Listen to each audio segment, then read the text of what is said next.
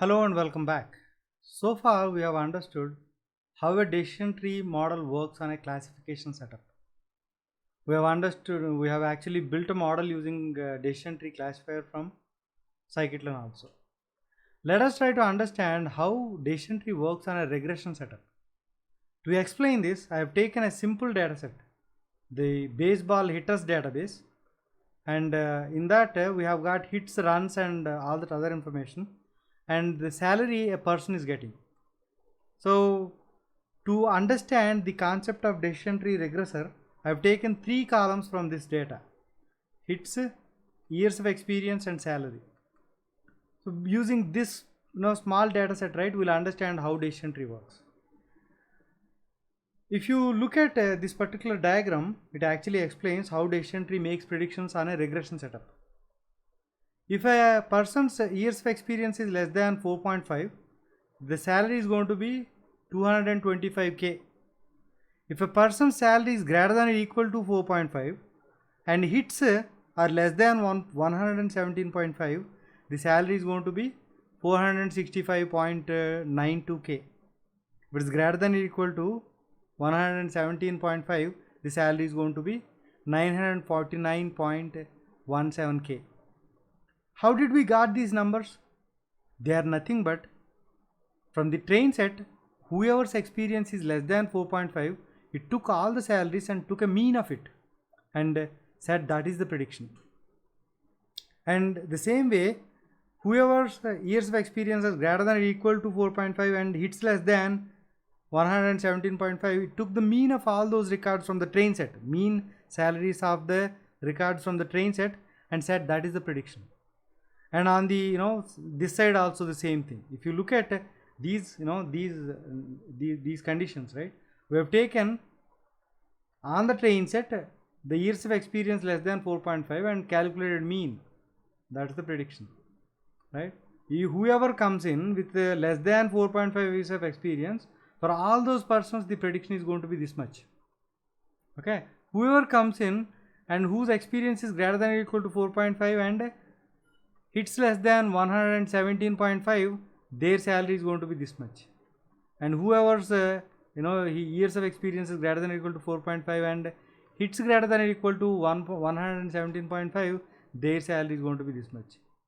So that's how the decision tree regressor makes prediction. It takes the mean or average of the records in the average of the target variable in the train set for the buckets, and whoever falls into that bucket, it will make the prediction as that number only. Okay, so here this is one bucket and these are two other buckets or regions, we can say. So this is how it works. If years of experience less than 4.5, predicted salary is average salary of players within this range in train set. If it is greater than or equal to 4.5, then two conditions. If it is less than 117, the average salaries of the players with this range in the train set, the salary, average salary. Okay, so the algorithm is basically trying to split data into multiple regions. Even in our classification setup also, it is actually choosing a column and then splitting data into multiple subsections, right? Even here also the same thing is happening, but prediction is a different thing here. There the prediction is going to be either one class or the other, but here we need to come up with one number that is nothing but the mean of the all the records falling into that area, right? Years less than 4.5, all the train set records, you take mean of the salary. That's how we make the prediction. So basically the algorithm is trying to split data into multiple regions. The years of experience less than 4.5, this is one region. You take the target variable's mean and make that as prediction. And if it is greater than 4.5 and less than 1.17, then this region, and you take mean of it and then predict. So the algorithm is basically trying to split the data into multiple regions. The three regions can be written as R1, R2, R3, are known as terminal nodes or leaves of the tree. These are the leaves or the terminal nodes in a decision tree regressor. Okay, this can be written like the X for all years less than 4.5, x for all years greater than or equal to 4.5 hits less than 1.17. This is mathematical notation. Okay, so on a given data set, if you have n number of columns or 4 columns, if you have, it actually chooses one column out of all those n number of columns and puts a condition there and splits the data. Again another column splits the data, again another column splits the, like that it is going to split the data. Ultimately it reaches to a place where it takes the splitted data's target variables mean and says that is the prediction.